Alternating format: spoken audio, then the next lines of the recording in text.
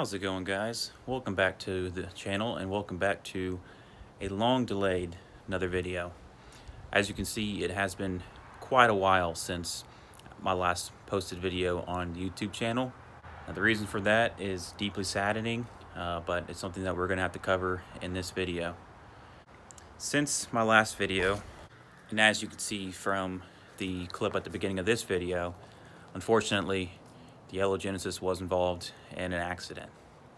Now, this accident was unlike many other that I've seen or experienced, and it ended in a very unfortunate way that put a big delay on my ability to continue to make videos for the channel.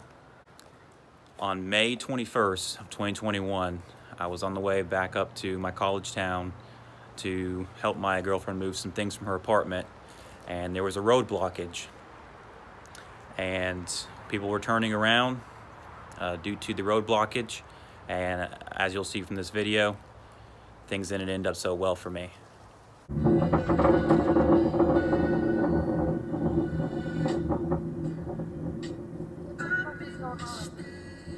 I don't know what's going on.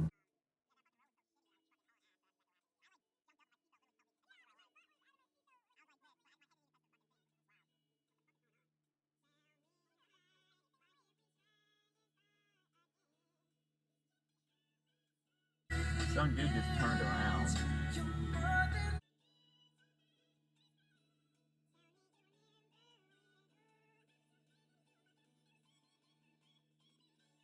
Oh, I think people are turning around. How am I going to turn around on this road?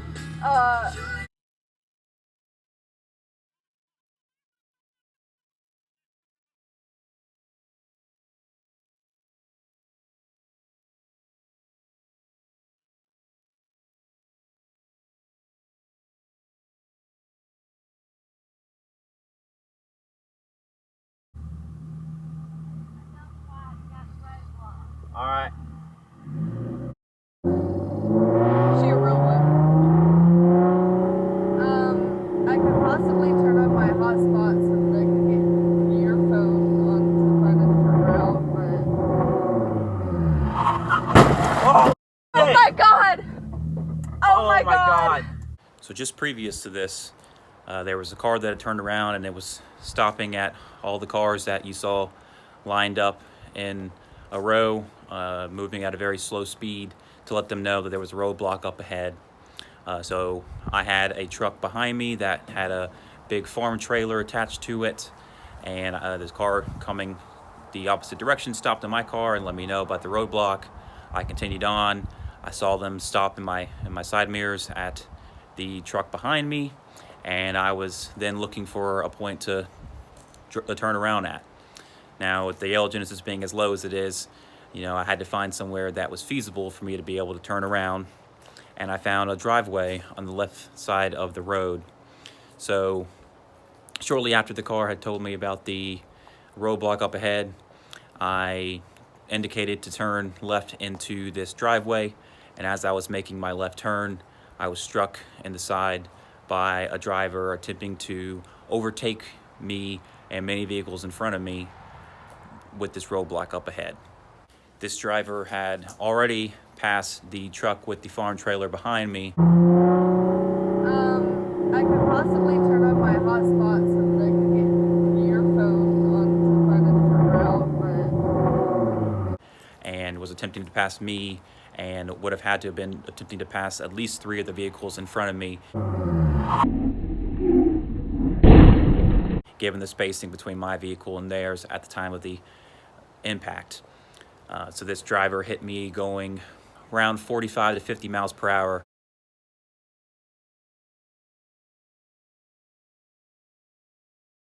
As I was traveling around 5 miles per hour, taking a left turn into a driveway. And how things played out after that were very unfortunate. People talk about how dash cams are great and they'll save you in a pinch, and I thought that I was fine, and for a moment I was. We waited for state trooper to show up to make his investigation of the accident, and luckily I had dash cam video to show him exactly what occurred. He saw the other driver overtake the truck behind me right as there was an opening from the vehicle that had just stopped the truck to let them know about the roadblock up ahead. Passed the truck, and rather than getting behind me when there was plenty of space to do so, continued to try to overtake myself and would have been subsequently at least 3 vehicles in front of me. But she hit me first. So after the officer saw my dash cam video and actually had me show it to the other involved driver, who was worked up and trying to make a bogus argument about what actually took place and what the actual law is, he did inform me that he was going to be placing her at fault because she was clearly driving dangerously, especially the speed she was going relative to the movement of traffic, given the circumstances at hand, and given the dash cam video that I had to show. According to South Carolina law code 56-5-1860, no vehicle shall be driven to the left side of the center of the roadway in overtaking or passing another vehicle proceeding in the same direction unless the left side is clearly visible and is free from oncoming traffic for a sufficient distance ahead to permit such overtaking and passing to be completely made without interfering with the operation of any vehicle approaching from the opposite direction or any vehicle overtaken. In every event, the overtaking vehicle must return to the authorized lane of travel as soon as practicable, and in the event the passing movement involves the use of lanes authorized for vehicles approaching from the opposite direction before coming within 200 feet of any approaching vehicle. Well, considered I was a vehicle being overtaken and she clearly interfered with the operation of my vehicle attempting to make a left turn into a driveway, she should be at fault for South Carolina Code 56-5-1860, which is what would have been the case. Now, unfortunately, I was driving 2 hours to my college town, and she was local to the area of the accident and happened to have an officer that could show up and pull rank and change the outcome of the incident. While the original arriving officer was filling out his accident report, a second state trooper of a higher rank happened to show up out of the blue. He did not speak to me. He did not review the dash cam video that I had of the incident. He just plainly told the original arriving officer that I was going to be placed at fault.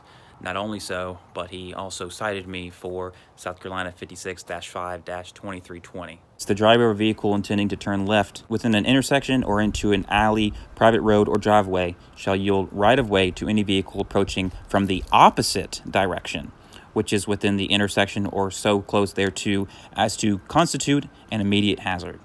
Well, considering the driver that struck my vehicle was not approaching from the opposite direction, this is not applicable, and I should have never been cited for this. This charge was subsequently dropped at court. But nonetheless, even though the charge was dropped at court, I still was left at fault according to the original accident report, and subsequently the truly at-fault driver's insurance refused to pay out for the damages to my vehicle. So I was left trying to repair the vehicle on my own, as I did not have collision coverage on the vehicle, and luckily so, because it likely would have been totaled out due to this accident. Now, me being a college student at the time with very little time and money to devote to trying to repair this vehicle on my own caused significant delays in the progress of those repairs. Nonetheless, after finishing up my college degree, moving to start a new job, I think actually moving 5 times at this point, I put a lot of time and effort into making the repairs on the vehicle, and I'm glad to say she is repaired and back on the road. Now, I wouldn't have been able to do this without being in the position where I am now in my life, where I have a dedicated shop for working on my cars. So let's go take a look at the yellow Genesis as she sits.